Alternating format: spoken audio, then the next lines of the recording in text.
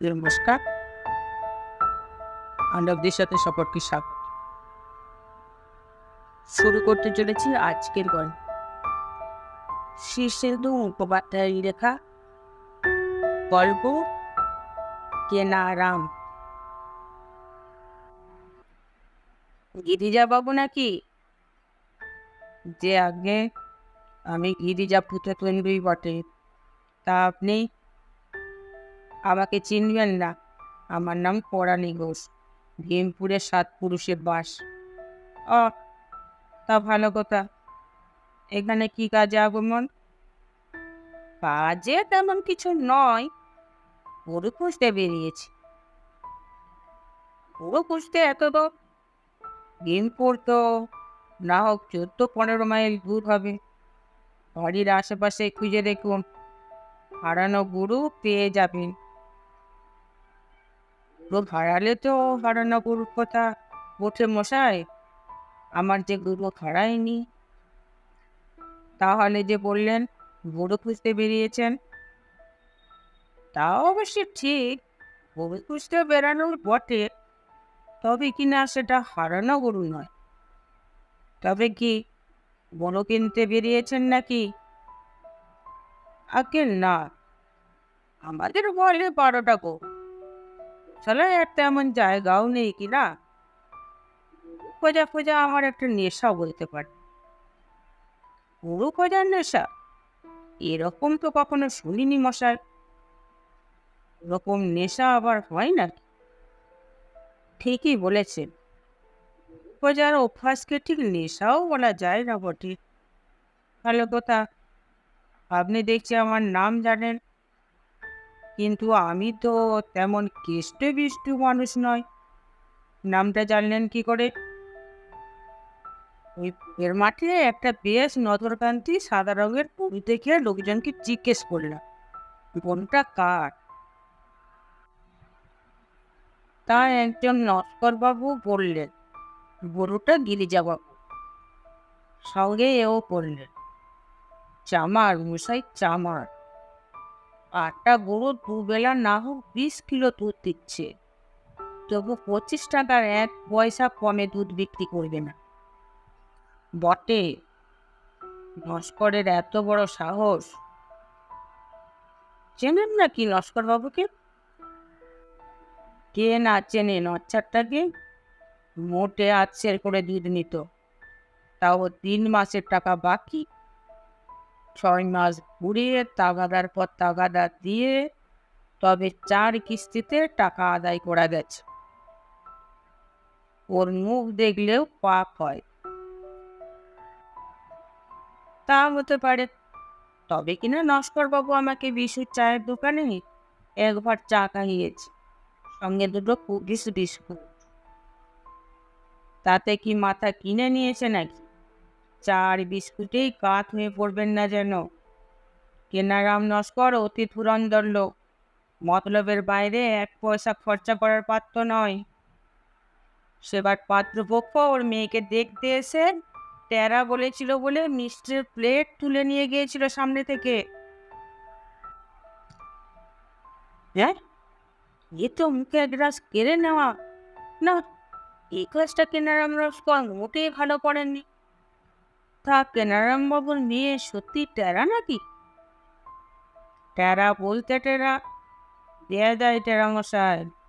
তার উপর বেটে কালো দাঁত উঁচু, ওই কেনারামের মতোই চেহারা। বলেন কি মশাই? তাহলে কি আমি দিনে দুপুরে ভুল দেখলাম? কেনারাম নস্করকে তো আমার দিব্যি ফর্সা বলে মনে হলো। আর বেটে তো নন, দিব্যি লম্বা চেহারা। টেরা কিনা সেটা অবশ্যই ভালো করে লক্ষ্য করিনি, নয় বলেই যেন মনে হচ্ছে। তা সে যাই হোক, কেনারাম মানুষ মোটেই ভালো নয়। ওর সঙ্গে আপনি মোটেই মেলামেশা করতে যাবেন না। এই গায়ে তো এক পড়ে। গরু পুষতে বেরিয়ে কি মুশকিলে পড়া গেল মশাই। কেন, মুশকিলটা কিসের? প্রথম মুশকিল হলো মানুষের খিদে তেষ্টা বলে একটা ব্যাপার আছে। তারপর ধরুন পেট পুড়ে খেলে দুপুরে আমার বড্ড ঘুম পায়। তার উপর নরম বিছানা না হলে আমার মোটে ঘুম আসে না। তা কেনারামবাবু পই পই করে বলে দিয়েছে আজ মধ্যাহ্ন ভোজনটা যেন আমি তার বাড়িতেই সারি।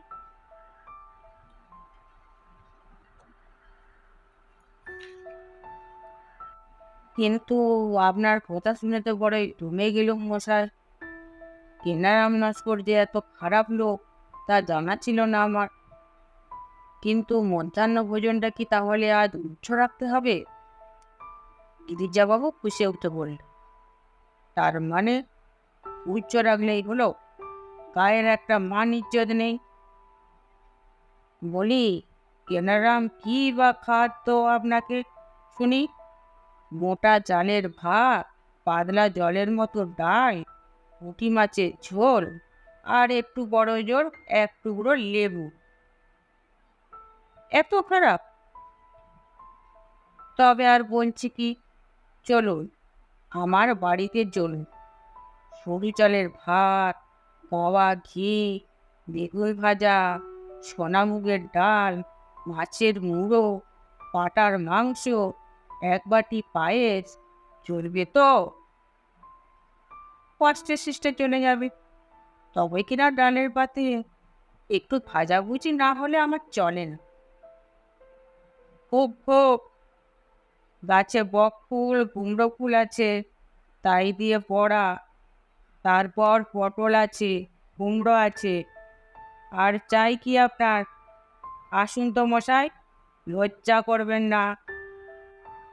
আহা, এত উতলা হবেন না। বেলা বেশি হয়নি, মাত্র 11:15 বাজে। মহাজনেরা কি বলেছেন জানেন তো? ভাবিয়া করিও কাজ, করিয়া ভাবিও না। ওহা, কান জুড়িয়ে গেল।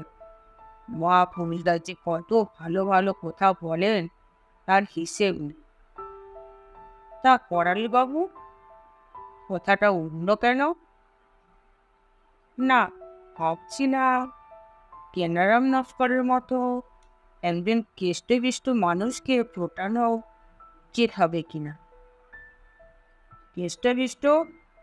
কেনারাম আবার কেষ্টবিষ্ট হলো কবে? ওই যে কানাঘুষে শুনল তার নাকি 3 তলা বাড়ি, বিরাট আম বাগান, 300 নারকেল গাছ, 200 বিঘে ধানের জমি, আর হিমঘর আছে। খোপড়া মশাই, খোপড়া। বেলুন দেখেননি? লাল, নীল, সবুজ, দিব্যি নিটোল আকৃতি। হাওয়া বের করে দিলে একটুখানি। কেনারামও তাই। ভালো করে খোঁজ নিয়ে দেখুন গে, সব মর্টগেজে বাঁধা আছে। আপনি তো মুশকিলে ফেলে দিলেন মশাই। কেনারাম বাবুর ছেলে সাতকড়ির সঙ্গে যে আমার মেয়ের বিয়েরও একটা প্রস্তাব আজ সকালে দিয়ে বসলেন উনি। বলেন কি, ওই গিরধরের ছেলের সঙ্গে মেয়ের বিয়ে দেবেন? মাথা খারাপ হলো নাকি আপনার? তার যে হাত পা বেঁধে মেয়েকে জলে ফেলে দিন তাও ভালো।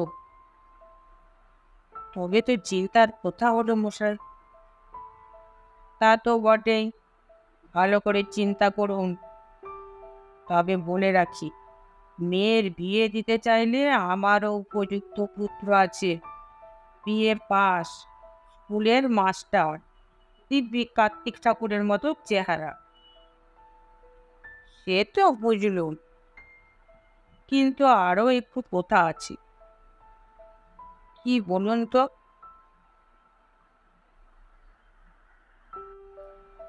কেনারাম বাবু বললেন, 1 পয়সা পণ দিতে হবে না, দান সামগ্রী দিতে হবে না, শুধু শাঁখা সিঁদুর দিয়ে বিয়ে দিলেই চলবে। শুনে তো আমার চোখে জল এলো। এই কলিযুগেও এমন মানুষ আছে? আছে মশাই, আছে। কুমিরের চোখের জলকে বিশ্বাস করবেন না। কেনারাম নিশ্চয়ই অন্য মতলব বেটে বসেছে। আর পণের কথা বলছেন, পণকে তো আমি গো মাংস বলে মনে করি। আর দান সামগ্রী, ছি, ওসব কি ভদ্রলোকেরা নেয়? গিরিজাবাবু, আপনি আমাকে ছলনা করছেন না তো? আরে না মশাই, না। কথা একেবারে পাকা, নড়চড় নেই। শুধু ওই কেনারামটার সঙ্গে মেলামেশা করবেন না জানি। আগে সে আর বলতে, চলুন মধ্যাহ্ন ভোজনটা সেরেই ফেল, বেলা অনেক হয়েছে। নমস্কার। আমার গল্প পাঠ যদি ভালো লেগে থাকে অবশ্যই লাইক করে দেবে। আর নতুন বন্ধুরা সাবস্ক্রাইব করে দেবে। আমার গল্প পাঠ কেমন লাগছে মতামত জানানোর জন্য কমেন্ট করবে।